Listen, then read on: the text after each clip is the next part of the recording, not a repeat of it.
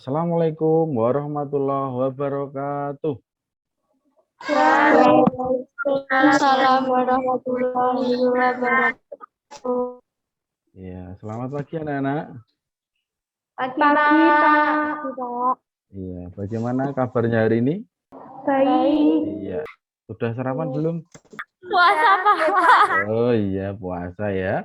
Sudah ya, jawabannya kita berdoa ya. Berdoa menurut agama dan kepercayaan masing-masing. Berdoa mulai. Berdoa selesai. Oke, guru ini punya kontrak kelas ya. Kemarin kan kalau pas Zoom itu masih kalau Pak Guru bilang student, jawabnya apa? Yes sir gitu ya. Student. Iya, Pak Guru absen dulu ya. Ini Zahra Putri Nafisa. Hadir. Kemudian Nadira. Hadir. Pulau. Iya, gambar pulau-pulau di negara mana?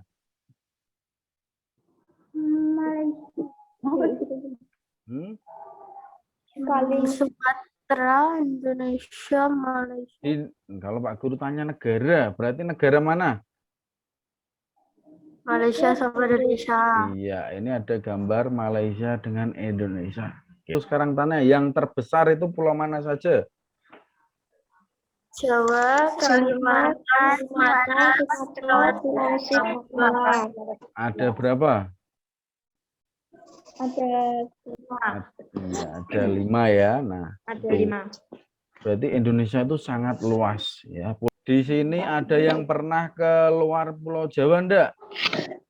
Pernah, Pak. Bali, Kedatangan. Iya, siapa yang pernah ke Bali? Tunjuk tangan. Oh, Zahra ya. Zahra pernah ke Bali ya.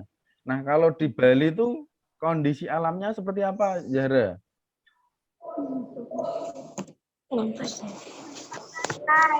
Iya, kalau di Bali banyak pantai. Nah, kalau di Bali banyak pantai. Kalau di Sragen itu gimana? Ada pantai enggak kalau di Sragen? Betul. Berarti berbeda atau sama? Berbeda. Iya, berarti beda pulau, beda kenampakan alam. Itu beda pulau. Sekarang beda daerah juga beda.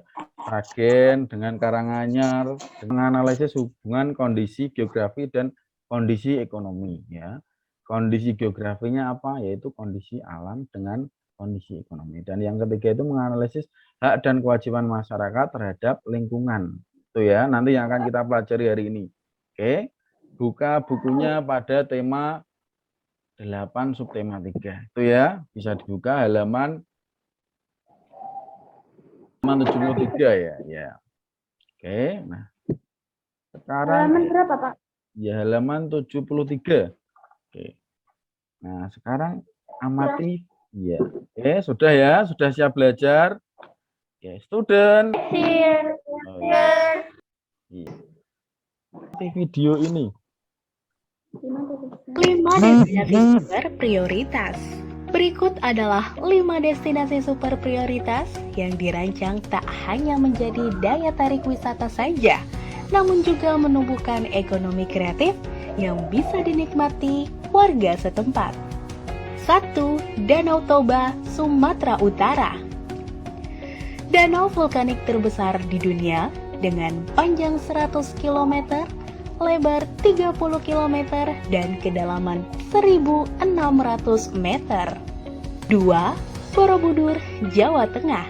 Salah satu keajaiban dunia, candi atau kuil Buddha terbesar di dunia, memiliki 2.672 relief yang jika disusun memanjang konon bisa mencapai 6 km.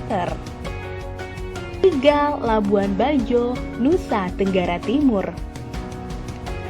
Memajukan konsep wisata living on board yang menyuguhkan pemandangan alam, pantai, laut, dan perbukitan yang cantik dari atas kapal. 4. Mandalika, Nusa Tenggara Barat. Pesona pantai hingga keindahan alam bawah lautnya memukau.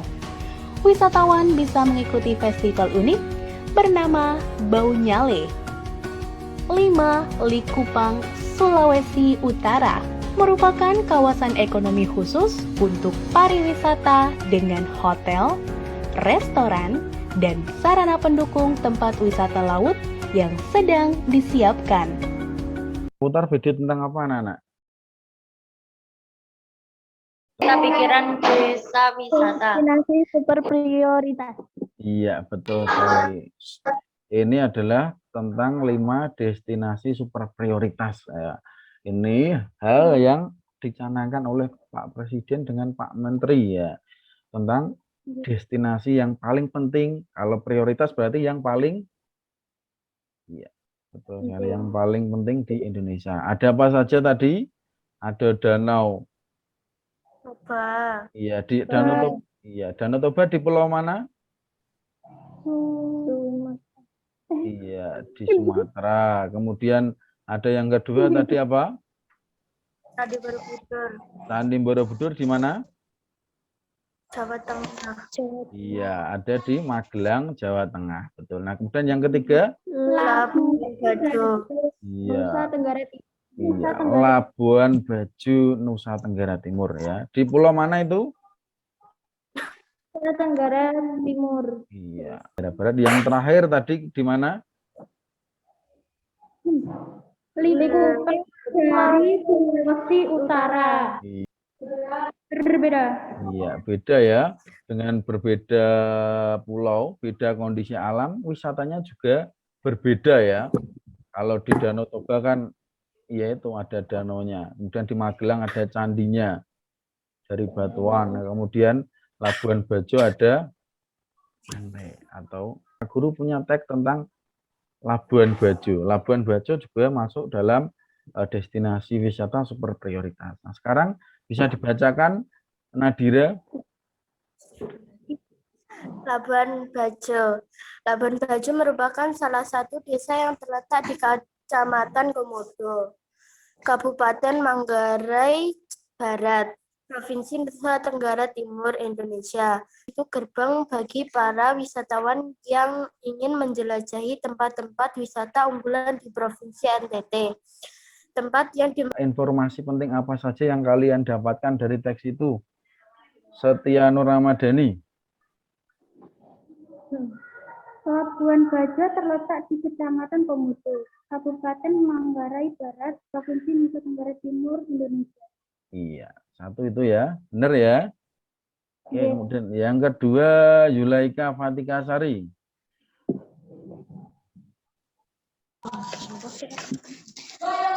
Labuan Bajo merupakan yang sering dikunjungi wisatawan dan memiliki banyak tempat wisata. Iya, kemudian yang ketiga Eva.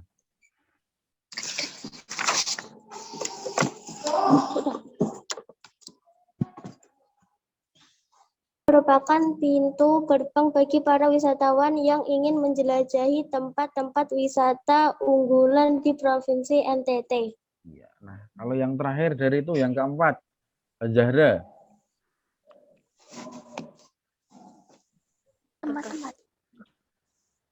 Tempat-tempat wisata unggulan di Provinsi Nusa Tenggara Timur antara lain Pulau Komodo dan Rinca. Iya, betul sekali ya. Itu kalian sudah tahu ya. Itu informasi penting dari teks. Ya, adalah terletaknya. Kemudian tempat yang sering dikunjungi. Kemudian pintu gerbang bagi para wisatawan dan tempat-tempat wisata unggulan di NTT. Yaitu Pulau Komodo dan Rinca. Ya, itu ya. Nah, dari informasi penting tuh nanti kalian bisa buat namanya peta pikiran. Oke. Kalian udah tahu peta pikiran kan? Peta pikiran itu apa, Zahra?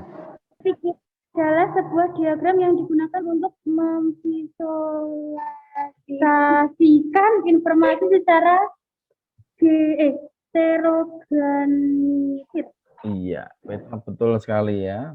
Terima kasih Setia. Peta pikiran adalah sebuah diagram yang digunakan untuk memvisualisasikan informasi secara interorganisasi.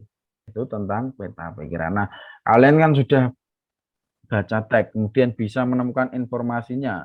Nanti kalian bisa buat peta pikirannya. Itu ya. Nah, contohnya seperti apa? Oke, nah contohnya seperti ini ya. Ini ya. Tapi soalnya bukan tentang Labuan Bajo. Oke. Nanti soalnya tentang Desa Penglipuran. Nah, itu ada di LKS. Oke. Ada di halaman 75 ya. Itu ya.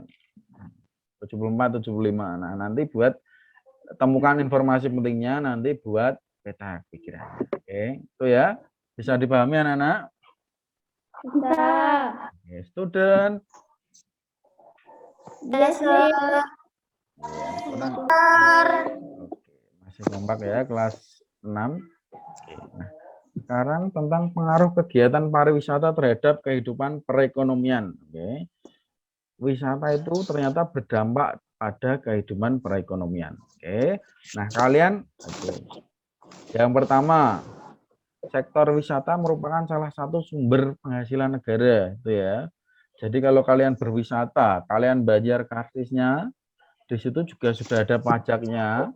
Nah, itu masuk dalam penghasilan negara gitu ya. Tuh, kemudian dari sektor wisata itu banyak sekali bisnis. Kalau kalian wisata itu banyak sekali yang jualan. Biasanya yang jualan apa saja, Nana? Iya, makanan, minuman, terus apa lagi? Masa pandemi ya. Dulu kan kita dilarang apa? Dilarang Kerumunan. Iya, dilarang kerumunan. Kemudian dilarang apa lagi? Dilarang berlibur. Nah, otomatis penghasilan negara itu bertambah atau berkurang? Kurang. Iya. Penghasilan negara turun karena tidak ada pemasukan dari sektor wisata. Yang jualan penghasilannya tambah atau tidak? Tidak. Iya, tidak ya, karena tidak ada yang beli. Gitu ya. Kemudian peluang usaha tidak akan pernah mati selama tempat wisata dijaga kebersihan dan kelestariannya. Kalau kalian berwisata itu senang yang bersih atau senang yang kotor? Bersih. Iya, senang yang.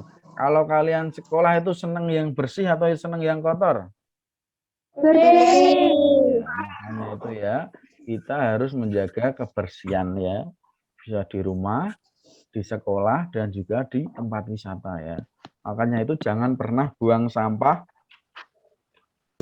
sembarangan. Oke, nah kalian nanti bisa lihat videonya ini sudah Pak Guru kirimkan di WhatsApp, nanti kirimkan di wisata di Labuan Bajo, gitu ya. Nah, nanti kalian analisis informasi tersebut untuk mendapatkan informasi tentang pengaruh kegiatan pariwisata di Labuan Bajo. Kemudian tulislah hasil analismu dan presentasikan di depan kelas, gitu ya. Nanti analisis video itu, kemudian presentasikan di depan kelas, gitu ya. Per kelompok nanti 2 orang. Oke, ini sudah Pak Guru bentuk ya. Setia dengan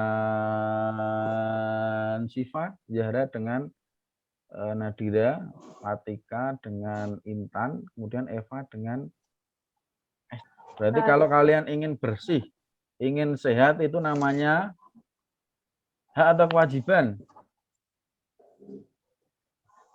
Kalau kalian hak ya, hak untuk di sekolah yang bersih, hak untuk di rumah yang bersih, itu hak untuk berwisata yang bersih itu namanya hak.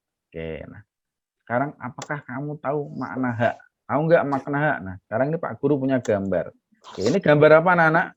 Membuang sembarangan. Iya, nah membuang sampah sembarangan. Hak yang kita hak masyarakat yang tidak terpenuhi apa kira-kira?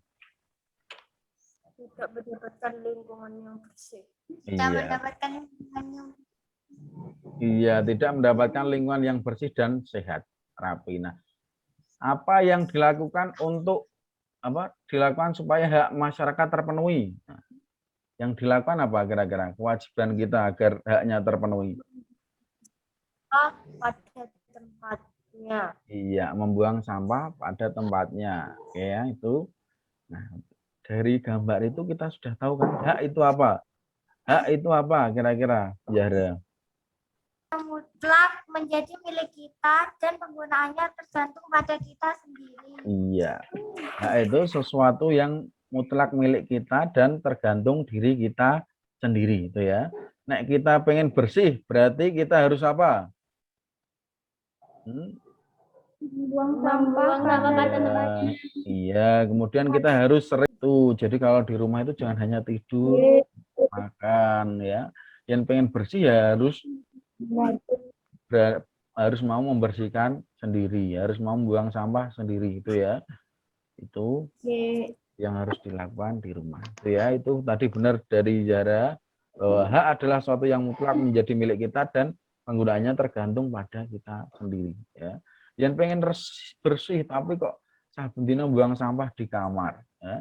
Saben dina ora pernah nyapu, oke. Saben dina ora pernah ngepel, ya ora mungkin bersih itu, Bang. Ya. Nah, itu tergantung dari kita sendiri ya. Nah, sekarang Pak Guru punya gambar lagi. Ini gambar apa anak-anak? Banyak sampah di sungai. Oke, benar ya. Nah, hak masyarakat apa yang tidak terpenuhi ini? Hak masyarakat apa?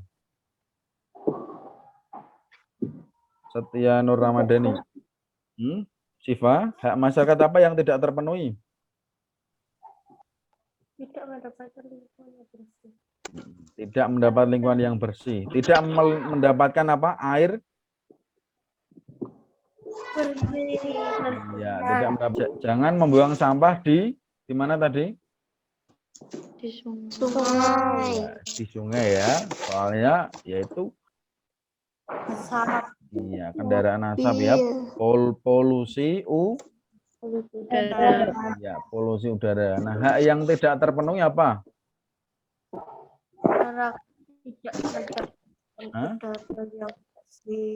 Iya, tidak mendapatkan udara yang bersih. Kemudian yang dilakukan supaya udara tadi bersih, apa yang kita lakukan? Yang pertama apa? Menggunakan kendaraan ramah lingkungan. Iya, menggunakan kendaraan ramah lingkungan. Kemudian mengerjakan LKPD 1 dan 2. Oke, Pak Guru kasih waktu setengah jam untuk mengerjakan ya. Oke, selamat mengerjakan ya anak-anak ya. Nah, kita bertemu lagi nanti. Oke, bisa dibacakan jawabannya Nadira. Lokasi desa penglipuran. Penghargaan yang diterima desa penglipuran. Mengenal asal mula desa penglipuran. Harga tiket masuk desa wisata penglipuran. Oh iya, betul. Ya, itu jawaban dari kelompok Nadira dan Zahra. Ada jawaban lain dari kelompok lain? Mboten ya, sama ya. Oke, itu untuk LKPD 1. Nah, kemudian tadi Pak Guru juga sudah mendapat kiriman. Nah, peta pikirannya tuh seperti ini.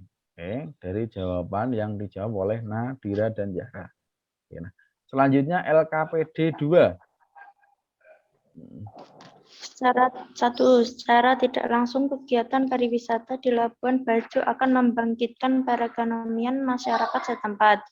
2. Masyarakat Labuan Bajo dapat menjual souvenir untuk buah tangan yang akan dibeli pelancong sebagai kenang-kenangan akan Labuan 4. Dan menyelenggarakan pertunjukan seni budaya setempat. Iya, itu ya jawaban dari LKPD 2. Adakah jawaban lain atau jawaban yang berbeda dari kelompoknya Eva? Betul ya. Ya, berarti sudah benar jawaban dari Eva ya. Oke, tentang dampak kegiatan ekonomi pariwisata Labuan Bajo terhadap lingkungan sekitar ya. Jadi kalau wisatanya berhenti otomatis pemasukannya berhenti atau tidak? Berhenti. Ya. Kalau wisatanya kotor, oke, yang berwisata semakin bertambah atau berkurang? Berkurang. Ya, untuk itu kalian harus menjaga kebersihan. Yang sudah kita pelajari hari ini apa saja anak-anak? Membuat peta pikiran desa wisata, pengaruh pariwisata terhadap ekonomi Labuan Bajo, terhadap lingkungan. Iya, betul sekali ya. Yang pertama itu membuat peta pikiran desa wisata, kemudian pengaruh pariwisata ya terhadap ekonomi Labuan Bajo, dan yang ketiga itu hak terhadap lingkungan. Ya. Yang pertama tadi kita menemukan informasi penting ya maksudnya ya. Nah, kemudian disajikan dalam bentuk peta pikiran. Oke. Apakah materi apa kesulitan dari pembelajaran hari ini? Ada nggak kesulitannya? Jaringannya lancar ya?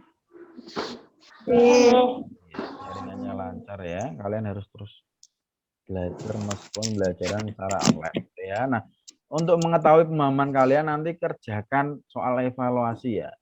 Nanti ya mengerjakannya dalam bentuk Google Form. Linknya nanti Pak Guru berikan ya. Nanti nilainya masing-masing soal itu 20. Oke. Nanti kalau benar semua 100. Nah, kalau benernya kurang dari 4, kalian bisa coba lagi gitu ya. Ya, lanjut nanti kalian pelajari keadaan alam negara Filipina dan Laos. Oke. Ya, Laos dan Filipina. Kalau tadi kan Indonesia, nah sekarang Laos dan Filipina. Besok ya. Oke. Student. Yes. Oke. Iya, masih fokus ya untuk pembelajaran. Nah, oke. Jangan lupa apa anak-anak untuk menjaga protokol kesehatan. Kawasan pakai masker, sering cuci tangan dengan air mengalir. Iya. Kemudian apa? Menjauhi menjaga jarak. Iya, oke. Ya. Supaya kita terhindar dari virus COVID. Guru berpesan untuk tetap belajar dan menjaga protokol kesehatan ya. Oke, tetap belajar lagi yang tadi nilainya masih kurang ya. Tuh, nah terakhir Pak Guru tutup dengan doa. Oke. Berdoa menurut agama pertanyaan masing-masing. Berdoa mulai. Berdoa selesai. Untuk hari ini sih dan kurang lebihnya mohon maaf. Assalamualaikum warahmatullahi wabarakatuh. Waalaikumsalam warahmatullahi wabarakatuh.